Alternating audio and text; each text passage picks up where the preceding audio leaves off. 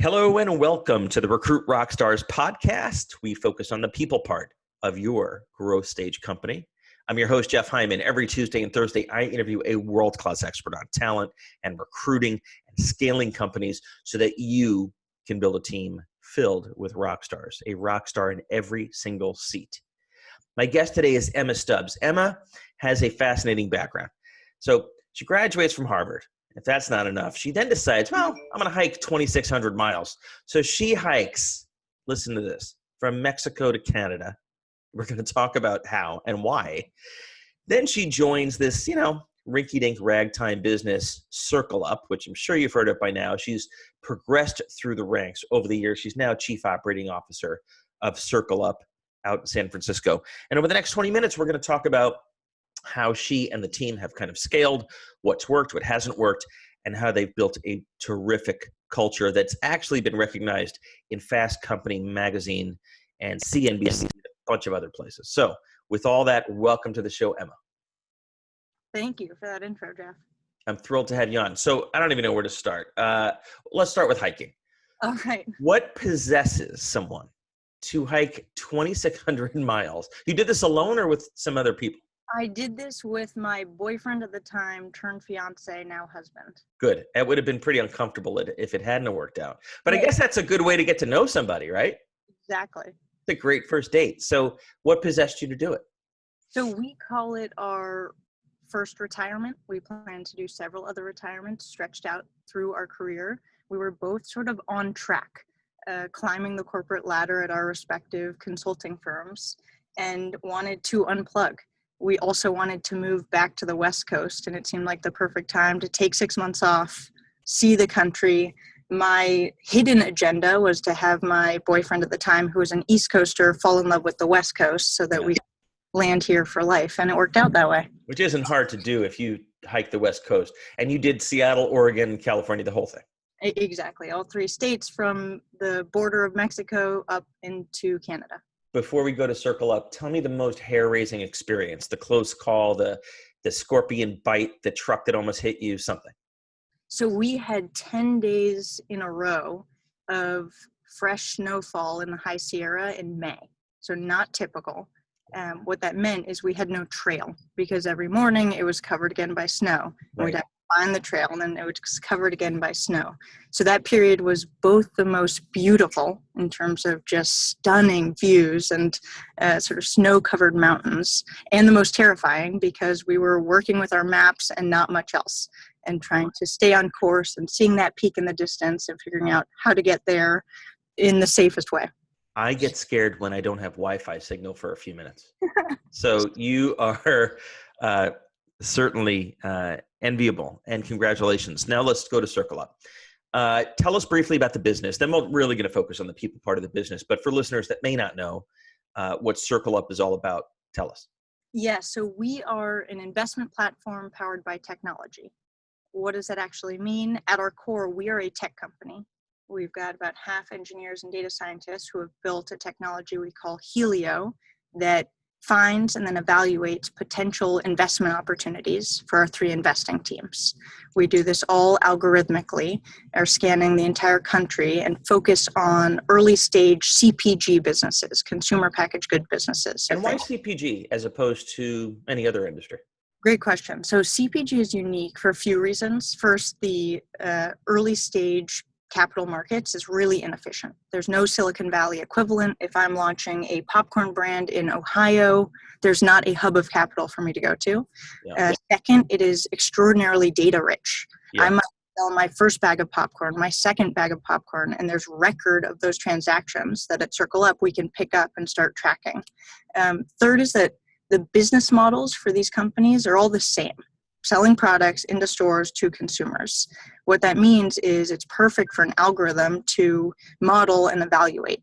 Compare that to industry like tech, where you've got a subscription model, you've got a premium model, and it's almost impossible to predict what the current revenue is, let alone the future revenue. I get it. Makes total sense.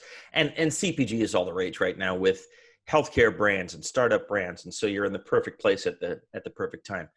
And so when you say you get capital for these companies, is that this is debt or equity or both or loans? What's the average size? Yeah, so we have 3 different investing strategies. One is on the credit side. So we lend anywhere between $50,000 and $5 million to these early stage businesses, and it's structured like a revolving line of credit. Got it. Second strategy is called our discretionary equity fund, and we invest $1 to $2 million into these businesses, taking 15 to 20% ownership stake. The third strategy, and we're raising this fund now, is a truly systematic equity fund. So removing the human discretion, constructing portfolios of businesses, only using the technology. Fantastic. I love it. So it's really a multivariate approach to fund these CPG companies. Now let's talk about the people part of CircleUp. Roughly how many employees are you at? We have 70 employees and growing. All in the Bay Area or scattered? Almost entirely in the Bay Area. We have a handful of remote employees. Most started here, then moved away, and they're huge assets. So we kept them on the team. When you joined, how big was the business? Ooh, we were in the 40s. Got it. So you've roughly doubled. Yeah. Got it. So when you think about that doubling, right, which is a huge milestone for any company, whether you go 10 to 20, 20 to 50, or in your case, 40 to 80, what is the biggest thing that has changed with regard to the talent piece of the business? Right? I'm sure a lot has changed, but in what way is CircleUp a different company than it was at 40 people? Yeah, so part of this has to do with CircleUp's history and a slight change in business model we had from a marketplace to monetizing as an asset manager. So when we think about the types of people we're bringing on, that has shifted, which has then changed the culture. Yep. So as a company, it has resulted in the occasional identity crisis around what are we? Are we a tech company? Are we an asset manager? The answer very clearly is both. Yeah, yes. We monetize through our funds, and our funds only exist because of our technology. Right. But when we're recruiting someone who has spent their entire career in old school asset management, it brings a sort of tone to the company. And then the same day, we're recruiting someone who spent their career in big tech. It's a different tone. And we're just merging those two into one culture. Got it. I would assume that the data focused nature of the company is a key part of the DNA of the place. I would assume that regardless of role level, anything, you're hiring data-focused people. Oh, yes. Whether it's a recruiter, a PR person, an engineer, an investing professional, that is absolutely table stakes for us. If they don't love data, they're in the wrong place. Correct. So how do you accurately assess, whether someone is really data-driven and loves data, like wakes up and thinks about it in the shower, or whether they're bullshitting you in the interview process? Yeah, great question. So it depends on the role, but our entire interview process is built around getting to the truth and transparency. And we do that by exhibiting transparency ourselves. So on our first recruiting screen or the first call with the hiring manager, we will often list all the reasons why that person doesn't want the job. Sort of all the things about CircleUp that they might not know, or about this particular role that will make it really hard. And what we found is the right candidate hears those things and gets more intrigued and is more sort of inspired by the challenges. Try to scare them away. Exactly. Much like someone might do on a 2,500-mile hiking trip. Try to scare someone away. And if the person's still there at their end, they're a pretty good candidate, right? Exactly. And it's not a reverse psychology. Tell them they're not going to like it, so Sure. then they'll like it. It's truly, we present the challenges as the challenges exist. Many of them are data related, and people are either really intimidated and then don't follow up, or lean in. So that's one way to do it. And how do you do this? Is on a phone screen? Yep, that'll be the very first phone screen. Got it. In the on-site process, I run an interview called the bar raiser. So we're not the only company that does it, but it ends up being a completely role-agnostic interview where I ask the exact same 4 questions to anyone, whether it's an entry-level engineer or the most senior or chief investment officer. Got these same 4 questions. And the question is, will this person elevate the bar, raise the bar across the organization, whether or not they're good at their job? And those questions are designed similarly to get at who this person is, what their passions are, outside of the generic answers to generic interview questions. How real are they? And that's where you can quickly evaluate this thing about data. Is that surface level, or when I dig 3 levels deeper, does it still exist? Where did you personally develop your love for data? There must have been something along the way. Like, was your mom a mathematician or something? Or like, where did you pick up this fascination? That is a hard question to answer. I studied neurobiology in school. Oh, there you go. Just because I was fascinated by the human brain. Yeah. No desire to be a doctor. Yeah. I was intellectually curious, and if there's a way to, I'm fascinated by the human psychology side of things, and matching that with data and less biased sort of sources of information are what inspire me. And candidly is what inspires me about CircleUp's investing strategy, which is doing the same thing, removing the human bias where possible and replacing it with data. This really goes to the heart of building the DNA and soul of a company. If you can gather like-minded people, diverse in every way, except share these common DNA traits or loves or passions or whatever you want to call them, man, you got an unstoppable force. Let's talk about recruiting in terms of batting average. So when you think about the process, I'm sure you've made some mishires or bad hires along the way. Yep. We don't have to name names here. What did you miss that if you had found it, you would not have proceeded with the hire? In other words, what'd you miss in the recruiting process that when the person showed up for the job was different? Yeah, so part of why we introduced the bar raiser interview was sort of a hindsight evaluation of what could we have caught in the interview process to change this? All that said, hindsight is 20/20, and hiring mistakes will happen. Yep. I'm actually much more of an advocate of make the decision. You have imperfect information. You will have imperfect information, even if you spend 40 hours with the person. The most important thing is if it ends up not being a fit, don't be afraid to facilitate that transition and facilitate it quickly. Because the real cost is then if you end up holding on to someone for years and years trying to make it work. Yep. So all that said, there are solves to be done post hiring mistake. If you look at the actual hiring process, again, for us, it's about transparency. So in roles where we made a hire quickly and someone felt like they got described a role that wasn't what they signed up for, or they described something that wasn't actually what we ended up seeing. Yep. So we bring transparency in a huge way now to the interview process. I'll give you an example. Our chief investment officer, Neil, who we hired last year, Ryan, our CEO, and I took him out to dinner after we had flown him out. He had a full day of interviews on site. And at dinner, we asked him what the perfect reference would tell us, and if we got a hold of his nightmare reference, what they would tell us. And he gave us a very candid answer. And in response to that, he said, "What's the feedback culture like at CircleUp?" And Ryan looked at me and he said, "Let's do a little demo. Emma, what feedback do you have for me? What could I have done better?" Live on the spot. And I look at Ryan. We're at a sell dinner with a candidate, our chief investment officer, potentially. And I said, "Ryan, are you serious?" And he said, "Lay it on. What could I be better at?" And I gave him candid feedback, the sort of feedback I give him in one-on-ones. Wow. And he received it. And I said, "All right, do the same for me." And we had a 15-minute feedback conversation that Neil witnessed. And we left that dinner. I mean, it was a total, this was not part of the plan. Yeah. We left that dinner and we thought, this is either perfect and this sold him and he's a good fit for the culture, or that scared him away and we sort of caught it early, which is great.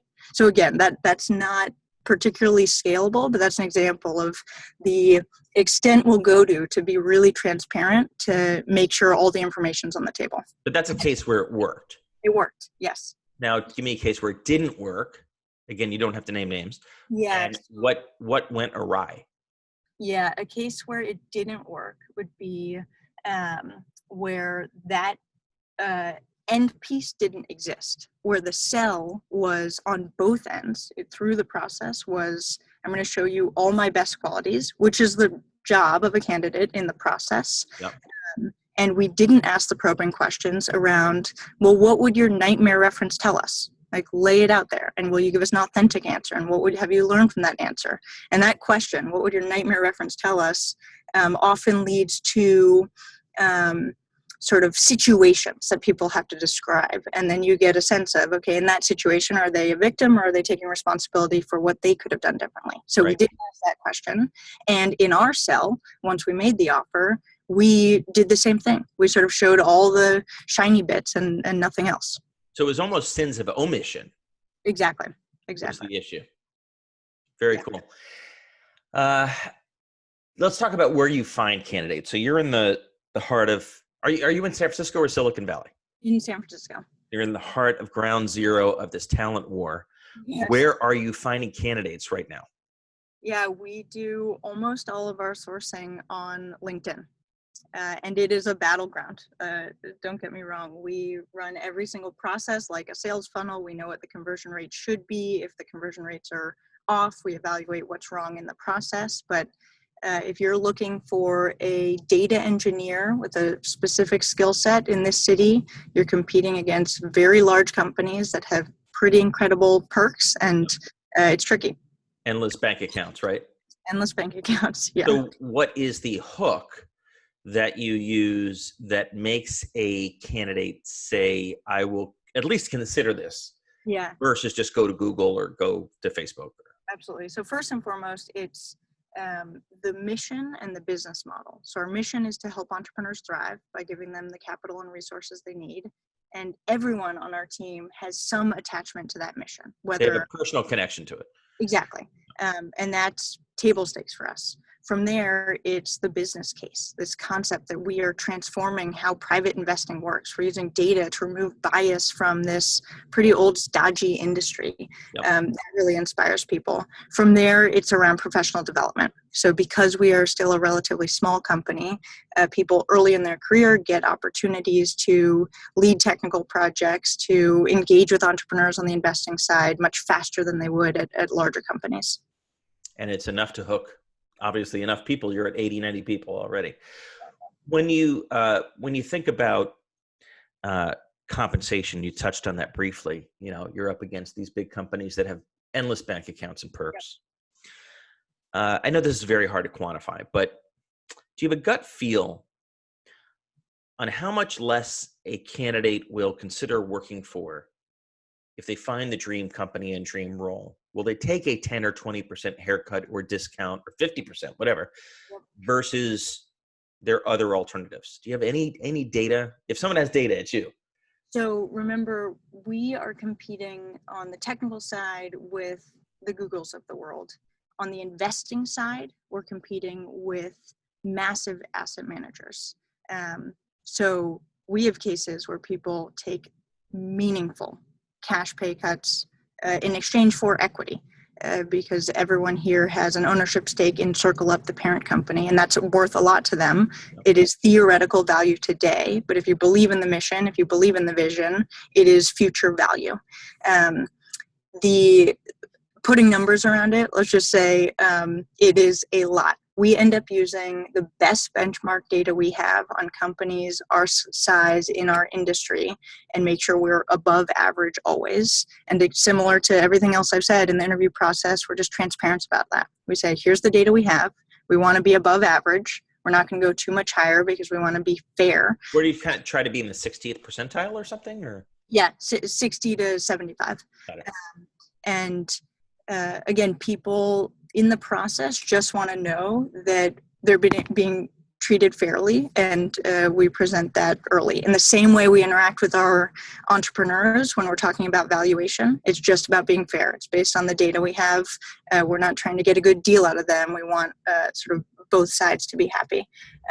But the recruiting from massive asset managers at the senior level, it's not really comparable, honestly, in terms of cash comp. It's all about equity and ownership. Yeah. You're selling the upside.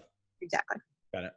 I love how you've kind of stripped away a lot of the bullshit out of the hiring process. There's just so much of it on both sides of the fence. And the more you can have a candid discussion with candidates about their passions, whether they're truly data-driven, talk money early in the process. For It's sure. clear why you've been able to scale this thing, and I give you a ton of credit. Well, I will say it removes a lot of people from the process quickly, which is our goal. Yeah, you don't want to waste time. Yeah, exactly. Sure. And it's benefit. Who has time, right?